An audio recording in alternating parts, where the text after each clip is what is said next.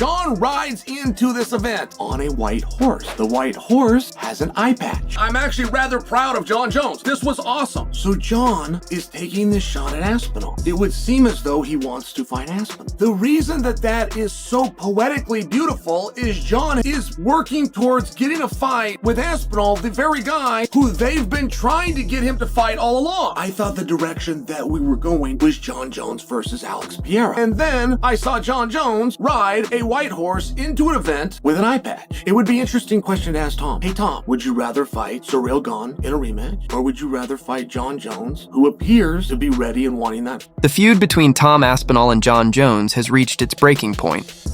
After staying quiet for weeks, Aspinall has finally snapped, fed up with the jokes, the mind games, and the non-stop disrespect.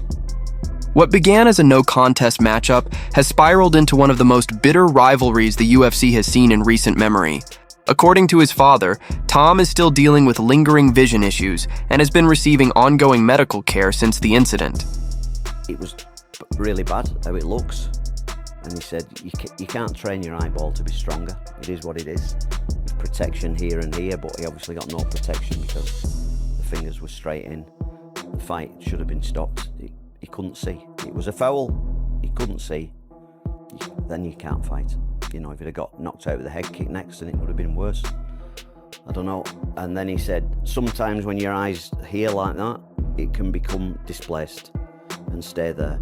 And they did a few tests on that, and they said it doesn't seem like that. And his vision on the eye that's the best eye, his eye wasn't following properly, so the muscles weren't working strong enough to go this way. This one just wasn't working that good at all.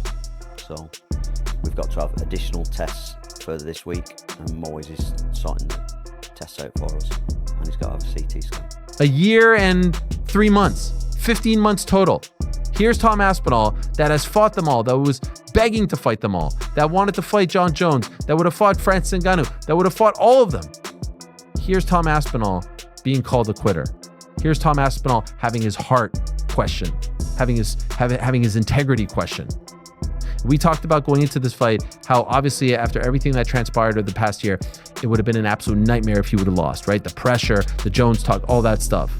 Now, this wasn't a loss, but it's the next worst thing, because now his heart has been called into question.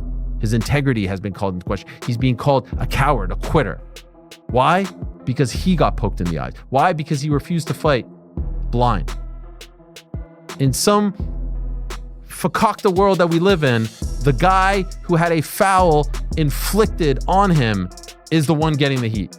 Not the one who ended the fight, intentional or not. It's the guy who couldn't continue because he didn't show enough heart, because he was hit with an illegal foul multiple times and refused to continue.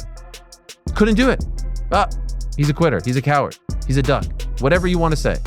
Now, I know a lot of this comes from people who, had money on the fight or are Gane fans. I get it. People are emotional. They go online. I'm not trying to put any more stock into any of this.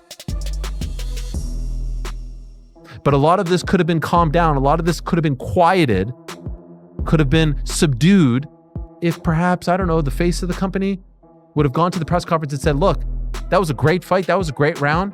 We're going to rebook it right away. But at the end of the day, you can't poke your opponent in the eye multiple times.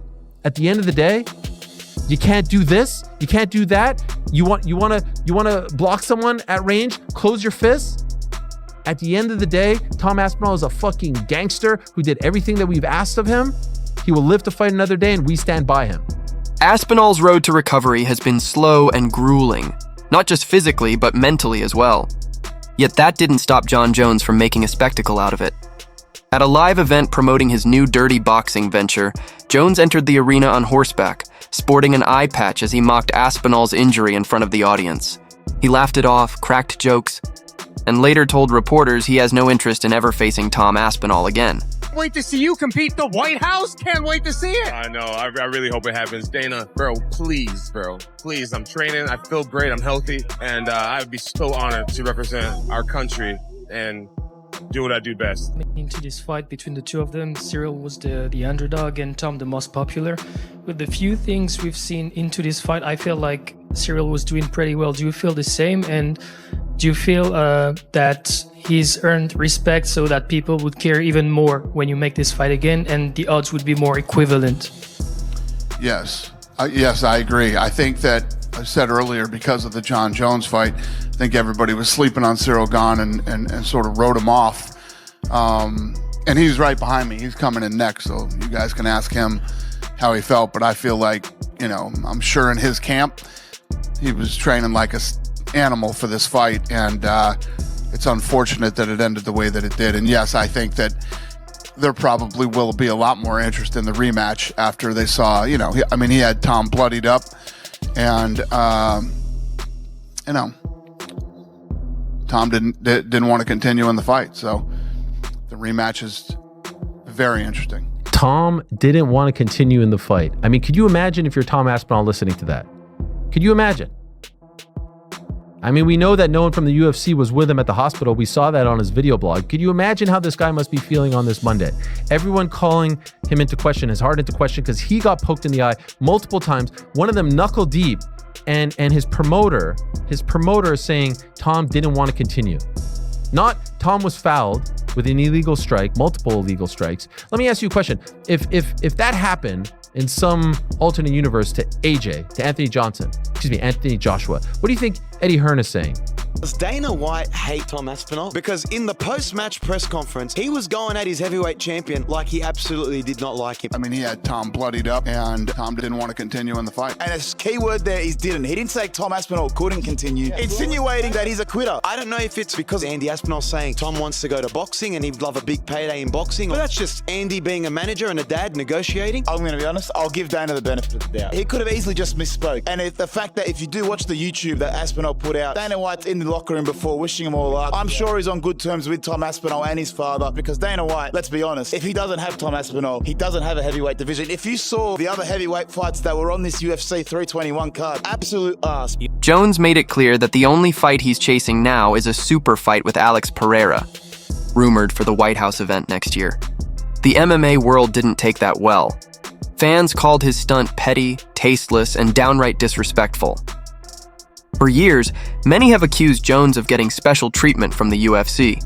But this time, he seemed to push things too far by mocking a fighter who's still recovering from a serious injury. But I don't know who I'm mad at. Tom did not do anything wrong. Tom was poked in the eye. As a matter of fact, he was poked in both eyes.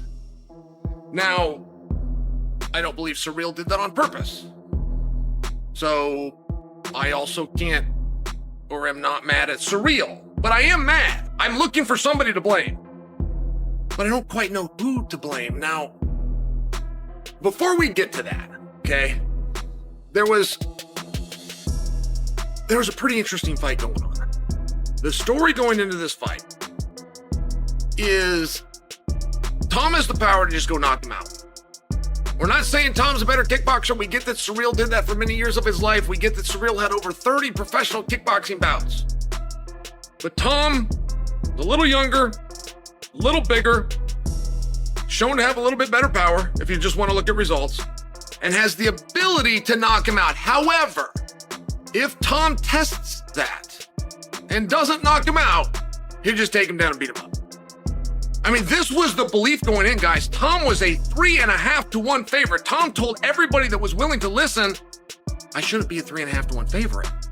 I don't really like Ciryl Gane, but I recognize how dangerous Ciryl Gane is as an opponent, particularly with my style. Tom Canton said, he said, look, all the problems that I give, he has the same problems. I move well on my feet for a heavyweight. I'm strong on my feet for a heavyweight. I'm not afraid to step in and trade for a heavyweight. He does all of those same things.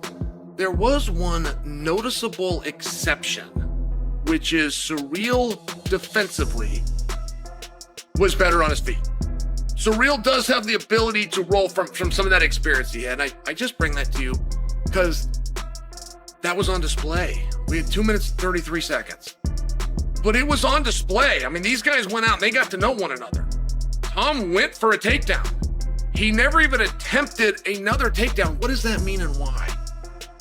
Do we have enough evidence to come to the conclusion that Tom couldn't take him down, or at least that Tom believed he couldn't take him down? It's a guess. Were you just calling him out as you felt like you wanted to get that shot, or were you calling him out because you were able to continue from the eye poke? Yeah, it's like that. It's for the Hank to be a champion, and the Hank quick because the pocket the eye too, and the third too because the Hank is a training partner, and I do it with Hank like a knock him out in the first round. Why is it happening that me and Tom Aspinall fight? Because he say Tom Aspinall, this is the one that does the best training partner. Hank can have it. What happened? Tom Aspinall fighting with Waldo Cortez. It was a significant eye poke. It wasn't like a little scratch. Yeah. It was, they went in. They were proper eye pokes, and Tom clearly was in a lot of pain. There's people saying online, well, he was saying multiple times, I can't see.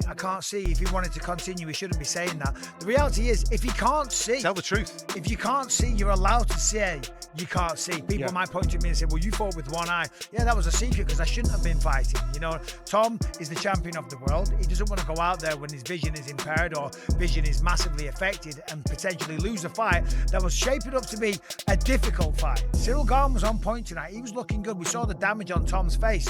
This was not an easy fight by any stretch of the imagination. He didn't want to continue with his vision damaged or not being able to see, so I don't blame him. The crowd were upset. I get that. They were frustrated. They've flown in from other countries. They've spent a lot of money. They've bought tickets, and the fight ends like that. I don't think the frustration was on Tom. I think the crowd was just annoyed at the situation. Though Tom Aspinall hasn't spoken out publicly, those close to him say he's reached his breaking point.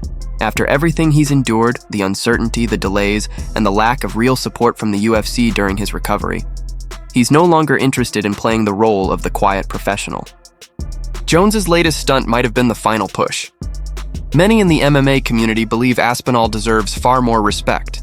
He's always carried himself with class, humility, and professionalism, taking on every challenge the UFC has placed before him, never complaining, never avoiding a fight. Yet now he's being ridiculed by the very man who refused to face him in the first place. Jon Jones, meanwhile, appears selective about his opponents. He's focused on landing a blockbuster showdown with Alex Pereira at the White House event, a fight that would no doubt draw massive attention, but also conveniently sidestep Aspinall once again.